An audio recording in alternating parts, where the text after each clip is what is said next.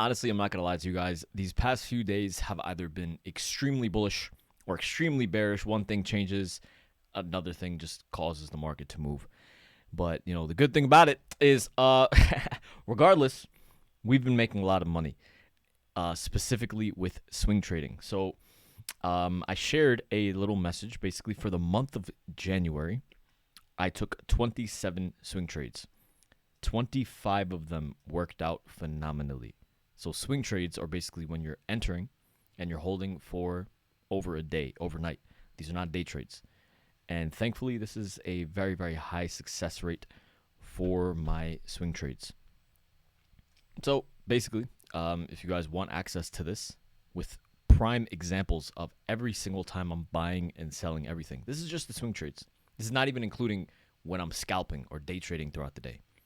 The link to join is down below. And regardless of what market environment, regardless of what news, regardless of what's happening, we're going to continue making money. So far, so good. The month of January has gone phenomenally, and it's going to continue going very, very well. And I'm also going to be sharing Forex, crypto, and futures trades as well. So if you guys want access to all these things, definitely feel free to join. Click the link down below, 7-day free trial. Now, without further ado, let's get started with the rest of the video to figure out what the next steps are for the market. All right, so basically what we can do is we can go down the list of all the tech stocks. We're going to do that as well. But what I first want to do is I want to try to figure out and look at what are the driving factors of the market. Say, for example, news does occur. Say, for example, we get more tariff news. Say, for example, we get, good news with China or Mexico or Canada, etc. What are the mechanisms at play that we have to look and monitor to see what is going to affect equity prices, right? One such mechanism is essentially the VIX. Now, the VIX is very, very important to monitor because it shows an inverse relationship to the market, and it also shows volatility. Okay, so if the VIX rises, right, that means the market should be falling. Okay, now what's interesting is that the VIX it's recently been rising very, very aggressively as the market drops. Does that make sense? So if the market is dropping like a little bit like this, right? Just imagine physically it's dropping a little bit like this, right? And then if the VIX rises like this, obviously, the two are not equal. The VIX is moving much more than the SP 500 or the overall market, which gives you the information needed and necessary for which of the two is not sustainable. Is this downward move in the overall market not sustainable? Or is this upward move that is not properly correlated, which is not properly comparable in terms of its velocity or veracity, this does not sustain itself. So that's essentially what we have been seeing, to be honest, on the VIX, and especially on today, right? So specifically with today, what do we see here? We see the VIX opening outside of the upper level of the Bollinger Band. Okay, this indicator right here, these blue lines are the Bollinger Band. And these denote a standard deviation above, two standard deviations above or below the mean line, which is the 20 exponential moving average. When we get very overextended to the upside on the VIX, it is almost a really, really, really easy opportunity to start going long on the overall market.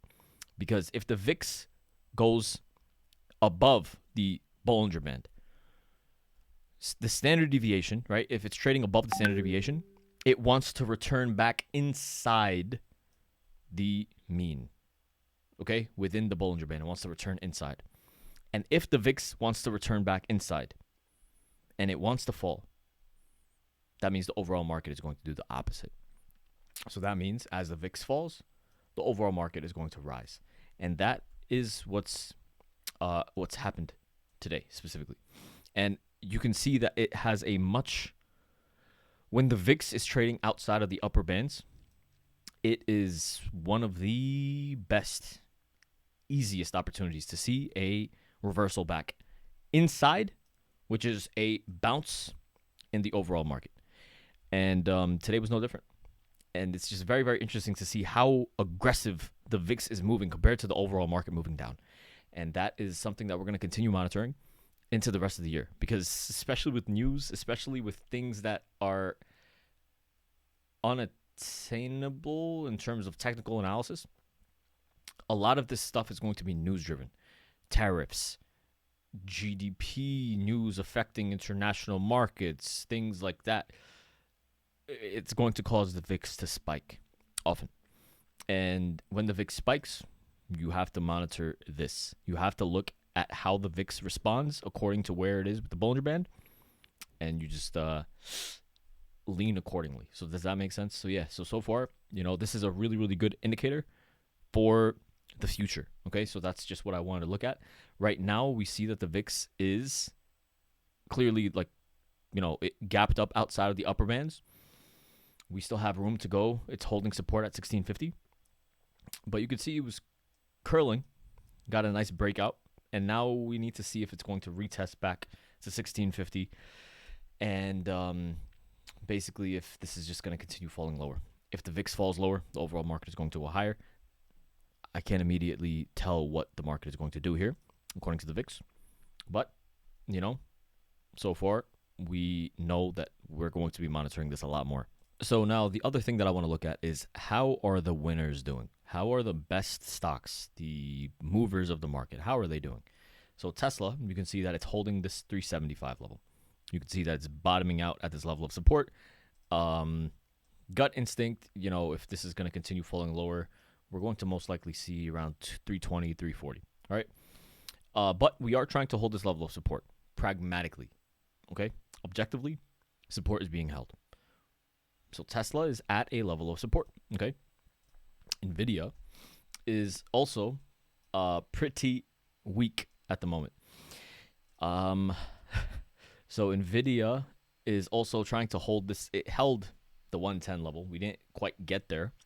But this 110, 115 level on NVIDIA is going to be a monster level of support, because NVIDIA has been a major player for this entire move to the upside. AI stocks, you guys already understand. NVIDIA is going to be it's a big winner. And the fact that NVIDIA is getting to a level of support, it's holding a level of support, it's painting a bullish picture, a falling wedge pattern, which is extremely bullish. It's really trying to bottom itself out. But, we'll have to see, because regardless of how bullish of a pattern NVIDIA is making, DeepSeek still exists. But what I'm going to do is I'm most likely going to start a podcast soon on this channel. And one of the things that I want to talk about was how the United States is just it's not going to allow China to just make a $6 million company and just beat out trillions of dollars of U.S. market cap with DeepSeek. So I don't think that NVIDIA, and I don't think AVGO, I don't think these AI stocks are going to just go down without a fight. Because this is a very, very big, this is embarrassing on the international stage for the United States, and Europe. Europe is not even producing anything. So this is for the West versus the East, this is a huge mishap. And this is not even including what India is going to do. So India hasn't even released anything yet. So if India releases something, then that's even worse. If the United States does not get its act together in terms of overpaying for technology and everything like that. So I mean, you get money in people's pockets, similar to what is also going on with the military-industrial complex. You're overpaying for food. You're overpaying for beds and blankets and all this other equipment, because the money goes into the higher ups pockets, and that's not really sustainable, especially if now there's other countries that have some smart people in there. So it's like it's time to, like, hunker down and not overpay and try to really, really focus in. I think the United States is going to do that, and they have to if they want to. In the next couple of decades, if they want to retain their global dominance on not just culture, but also technology, then things like this cannot occur. And this was a big wake-up call for a lot of people. I'm assuming, I'm sure. So yeah, I do think that NVIDIA should be holding the 110, 115 area immediately. But, with news and everything, it's very difficult to see. It's difficult to know. But so far, just objectively, NVIDIA it opened outside of the lower level of the Bollinger Band. We closed within it. It's trying to show some sort of strength, but this is not an immediate long opportunity. It still feels weak. We still could fall a bit lower. And just regardless, as it falls lower and lower, things can get better and better, in my opinion. So, yeah, just longer term, I'd be very, very shocked. If you get calls for 2 years out, 2 years out calls, I'd be very, very shocked to see if NVIDIA is not doing decent. So I don't know what happens in the next month or two, but in the next 2 or 3 years, investing in these stocks should be pretty decent, in my opinion. I would be shocked. I would be very, very, very shocked, especially under the Trump administration, if they weren't more stringent and they didn't make things a bit more difficult for China. I would be pretty shocked if NVIDIA, if AMD, if these stocks don't really get their act together. I could be wrong. Maybe I'm giving them too much credit, but that's what I would do, and that would be a very, very big priority. It's like this. It's the equivalent of what's going on with. I could ramble on this for a long time. I'll just save that for the podcast. But AMD, it's holding the 110, the 112 level. Who would have thought? So AMD is at a major level of support. It's trying to hold. This is still, not entirely strong, but it's bottoming out at a level of support. And Apple's been going through it. Apple's been going through it. It is back almost to where we initially bounced from at 220. And this is where we essentially ended up going long. But Apple is now reversing back down. Now, it's pretty interesting. And we're going to have to see if Apple is going to hold this 222, 223 level. But it's just interesting to see like how high these stocks have risen from a percentage standpoint. They're up like 60% in the past year, right? They just recently dropped 15%. And then they bounce, and now Apple is back down about 9%. So, it's just imagine, like, if you're trying to catch every single one of these moves, right? And if you're not us, and if you're not a part of the group, it becomes very, very difficult. It's damn near impossible. Thankfully, we have a 93% success rate. But for the average person that's trying to trade this, it is just devastating. One day it could be extremely bullish. Oh my God, let's go long. We're back to a level of support. All right, it's still bullish. Let's go long. Oh, it fell. Oh, it's still bullish. Let's go long. Eventually, people get fatigued. Eventually, people lose their money. Eventually, people quit trading. Eventually, people come back months later to try to trade the chop again, and it never works out. So, but yeah, regardless, Apple, Tesla, NVIDIA, and AMD are all decently at a level of support. Amazon is showing strength here. Microsoft is not showing strength. It is also decently at a level of support. This 410, 405 area on Microsoft is going to be very, very important. And it needs to hold the 405, 410 area. Netflix is very, very bullish, doing its thing. Google is also very bullish, also doing its thing. Meta is also very bullish, doing its thing. So Meta is actually up about 12% in the past 2 weeks. So Meta is doing very, very well. So it's just a matter of, the main winners in the market are at levels of support. These other stocks are skyrocketing, and they're doing very well. There hasn't even been an injunction of like, oh yeah, this is in the middle, this is not. It's just very, very clear, like at levels of extremes. So there's one basket at levels of extremes at resistance, and then there's one group at levels of extreme at levels of support. So interestingly enough, there's no stocks within this middle area, which is oftentimes doesn't really happen, which is interesting. So now we're going to have to see over the next few days if these winners can continue rising, find a level of consolidation, and then if we get positive news out of NVIDIA and AMD, if something good happens with China, with Apple, and if there's more positive news coming out of those stocks down here, then these can start to rally. These can start to consolidate, and then we come to a point where they're all just rallying together. But yeah, this is pretty normal market behavior somewhat in terms of if we're just looking at the large tech stocks, because there's always going to be rotation. And this is just one of those instances of rotation, oddly enough, to be honest.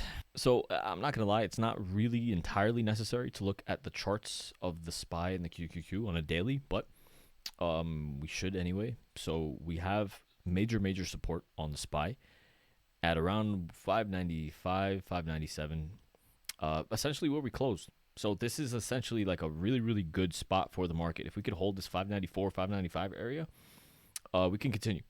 So this is basically where the market would want to bounce, oddly enough. And if it can continue, then we are going to most likely see new all-time highs off this. Off of this setup alone, to be honest. This is something where I think that people and bears are fatigued enough. I'm not personally, I don't have a position long. If something like that does occur, I'll update. But it's getting to a point where one of the main reasons why the market did fall to begin with was because of all the negative news. If the negative news does not exist anymore, if the large tech stocks are doing well and then the others are at support, I mean, this level, if we could hold the 594, 595 area on the SPY, and if we could hold the 512 area, really, if we could hold 512, 510, 512 on the NASDAQ, then this could also rise. And it's just an interesting spot overall for the market. What a last couple of days, honestly. And thankfully, we've been on the right side of the market. And not just with swing trades, but with day trades as well. So thankfully, we're just going to continue doing what we have to do. We're going to continue making money. We're going to continue figuring out what the best direction and the best course of action is for the overall market. So, I hope you guys enjoyed today's video. Please make sure to like, comment, subscribe, do all that good stuff. Drop a comment down below of something else that you guys want me to touch on. If you guys think there's something more that I could talk about, feel free. I'd love to hear you guys' opinion. And thank you guys again for all of your love and support. I will see you guys bright and early tomorrow morning. Have a good one. Thank you.